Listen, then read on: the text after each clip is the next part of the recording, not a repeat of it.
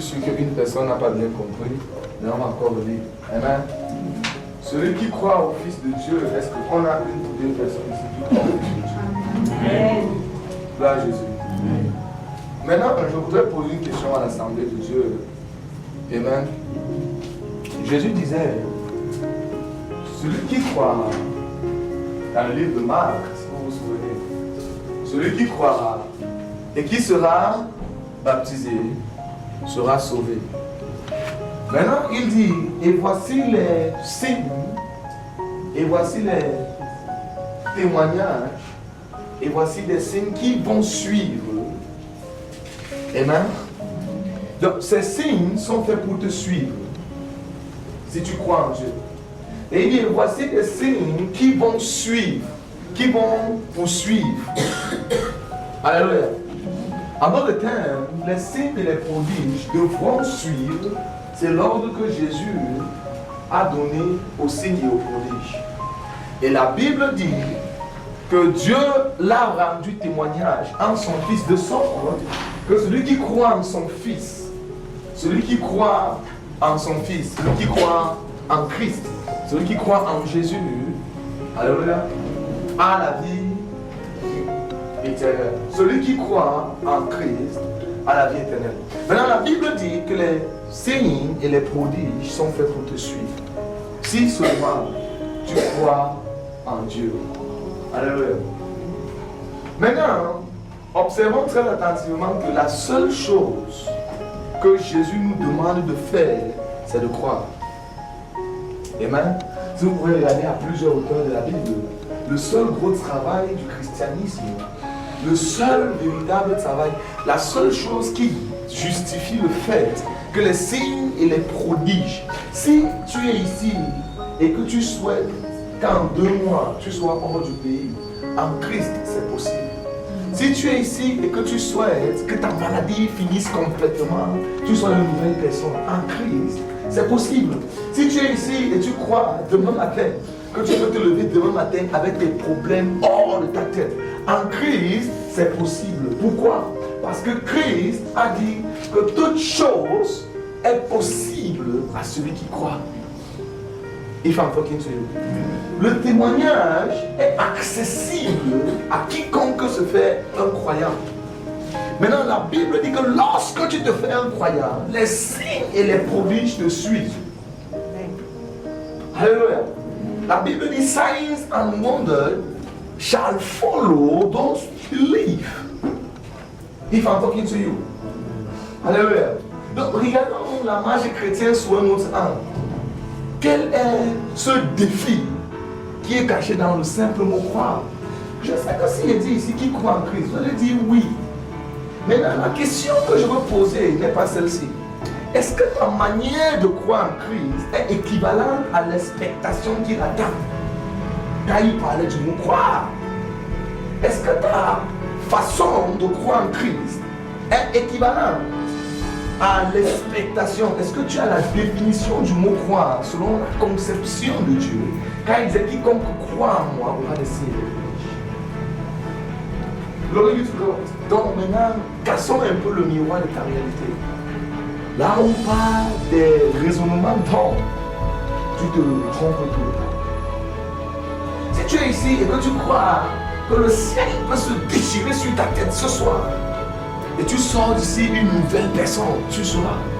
Pour la Bible que tu lis, Dieu a changé l'histoire des personnes en une seule rencontre. Je me rappelle quand Saül a rencontré Samuel. La Bible dit que point-le et aussitôt, il rencontrera une troupe de prophètes. Quelque chose entrera en lui et il sera chargé aussitôt à notre ordre.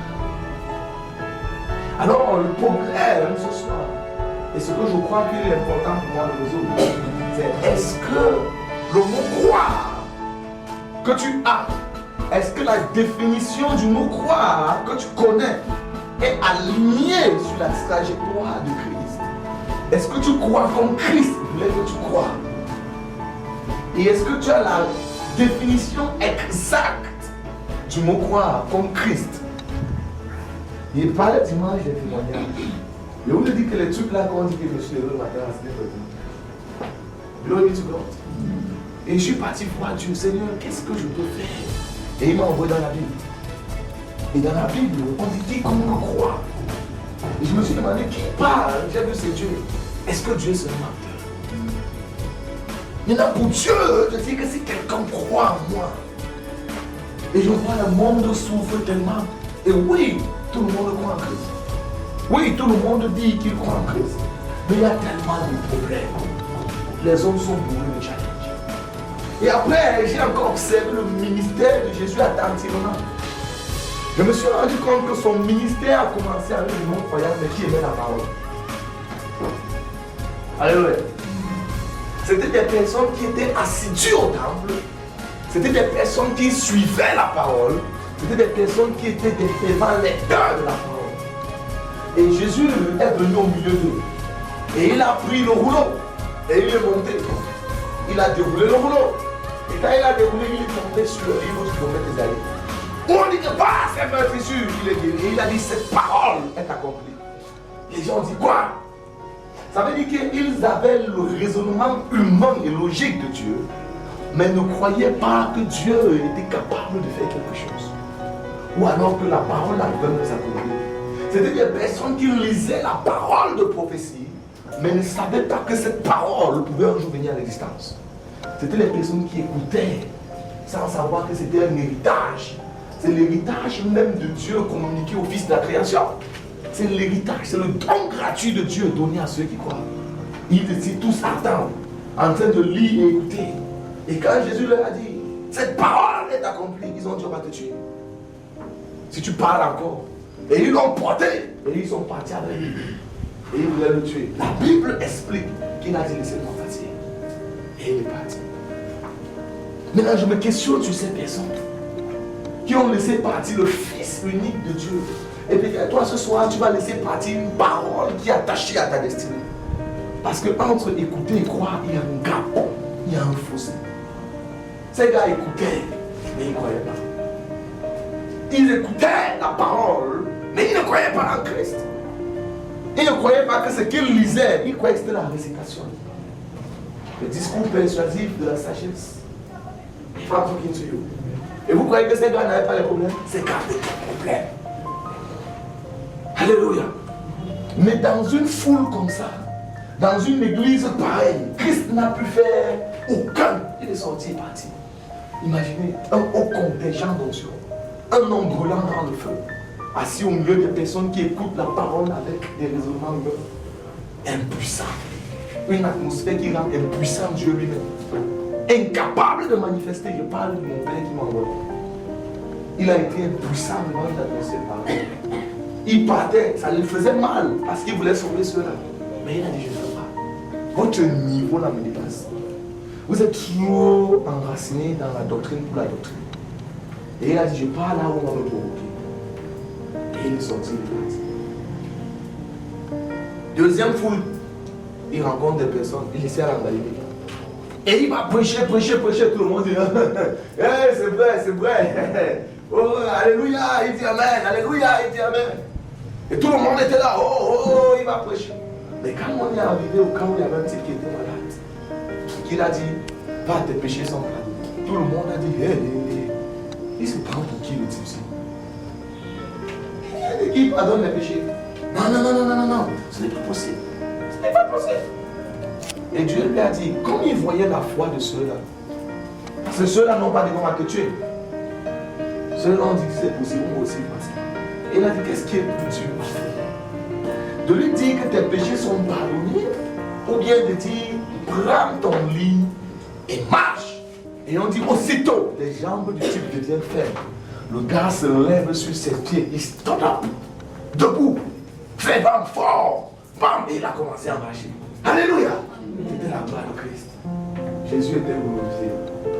Et tout le monde était... Un seul miracle, sa renommée, bam, un peu partout. Voilà des personnes qui ont fait Dieu être une star.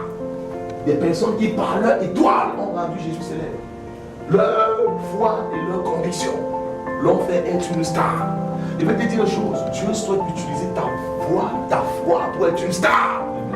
Il a envie d'utiliser ta foi pour être une star. If I'm talking to you, someone. Jésus souhaite manœuvrer ta foi pour être connu dans ton village. Il veut manœuvrer ta foi pour que ta mère le connaisse. Tes cousins et tes cousines le connaissent. Et je vais prier pour la foi d'une ou deux personnes ici. Qu'à la fin de ce programme, ta foi le rende star. Tu as besoin de faire de Jésus une célébrité dans ta famille. Un sujet de dissertation. If I'm talking to you, someone. Voilà des personnes qui l'ont reçu. Qui l'ont reçu. La Bible dit qu'à ceux qui l'ont reçu, la parole leur a donné le pouvoir, la capacité de devenir enfant de Dieu. Et je me rends maintenant compte que une femme a essayé de l'empêcher de manifester au moins 3 fois. Et la femme l'a parasité sa foi.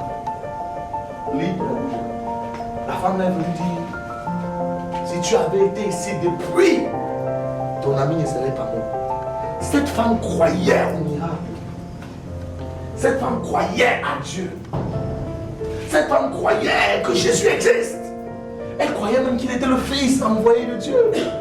Elle savait, parce qu'elle appelait Rabbi, elle savait que si tu pries pour Lazare, il va guérir. Alléluia. La femme la savait. Elle a envoyé appeler Jésus plusieurs fois. Allez l'appeler, dites-lui que son ami Lazare est malade. Jésus a écouté et il a dit, je reste tranquille. Pourquoi il restait tranquille? Il voulait montrer à la femme là que Dieu peut se révéler à une autre dimension. Il va entendre Dieu. Et quand le gars est mort, premier jour au tombeau, quand elle a vu Jésus, elle a perdu la foi. Complètement. Elle a dit, si tu avais été là, il serait là. Ça veut dire qu'elle n'a pas vu en Dieu le Dieu qui peut parler à un cadavre. Et le cadavre revient à la vie. Elle n'a pas vu cette dimension de Dieu. Elle a vu celui-là qui peut prier et qui était guéri. Tu comprends que dans sa conception de Dieu, il y avait une place pour le pouce-pied. Pour le qui fait que Dieu fait que. Ça veut dire que si le malade est bien portant, vivant, c'est possible. Donc tant que la situation reste possible pour sa logique, Dieu peut intervenir. Et si la situation n'est plus possible pour sa logique, Dieu aussi n'intervient plus. Et il y a des personnes comme ça ici, qui lorsque c'est encore raisonnable pour ta raison, Dieu peut intervenir. Là tu crois. Mais lorsque ça sort hors de ta raison, même si on te raconte, tu vas dire, revoir pourquoi. Tu seras comme Thomas.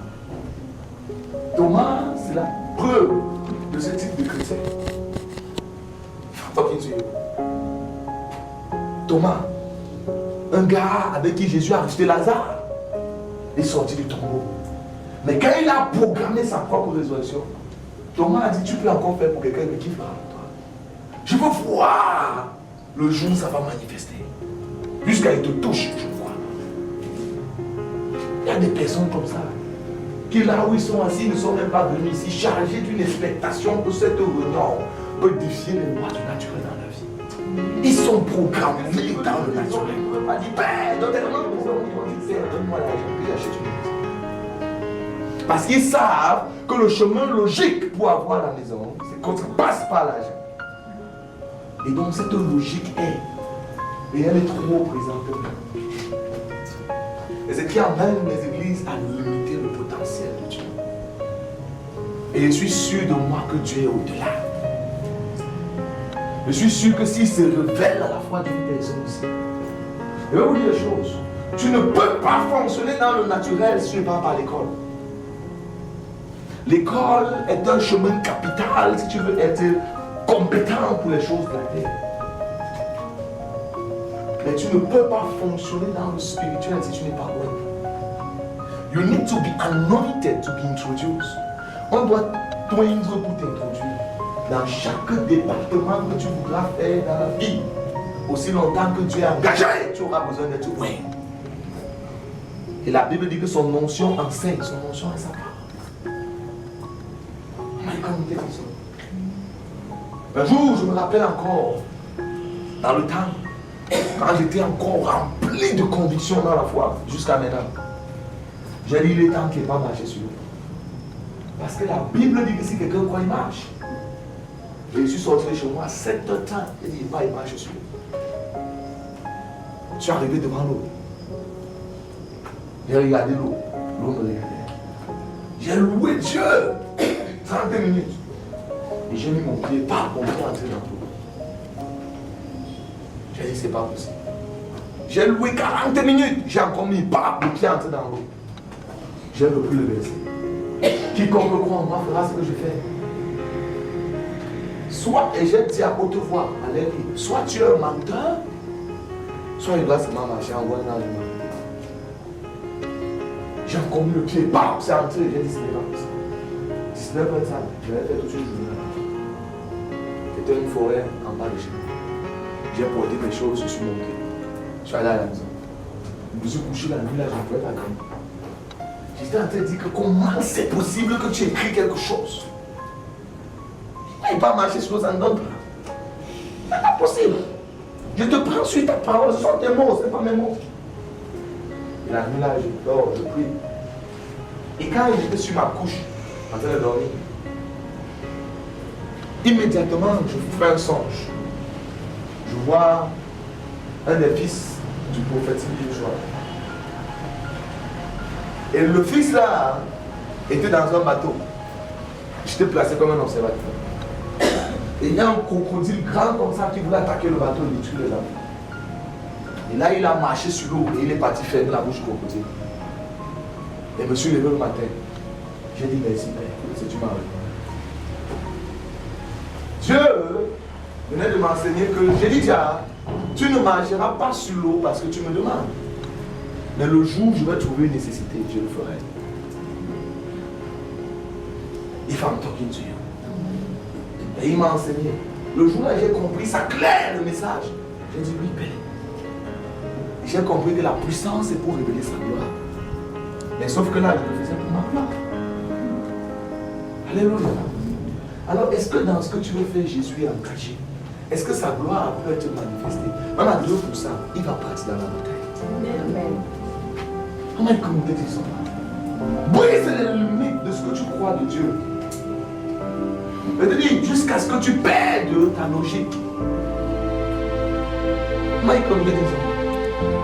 Qu'est-ce qu'un homme comme Paul pu voir pour qu'un mort tombe de mort et il porte du bénéfice? Dans les versions, on dit quelquefois aller voir dans le désert. Et toi, qu'est-ce que tu es allé voir à l'église? Qu'est-ce que tu es venu voir ici? Alléluia. Regarde un peu la vie des membres de ta famille. Ou bien ta vie de ta famille. Regarde combien de choses elle a encore besoin. Elle a besoin de tellement de choses. La vie où tu as placé ça, a besoin de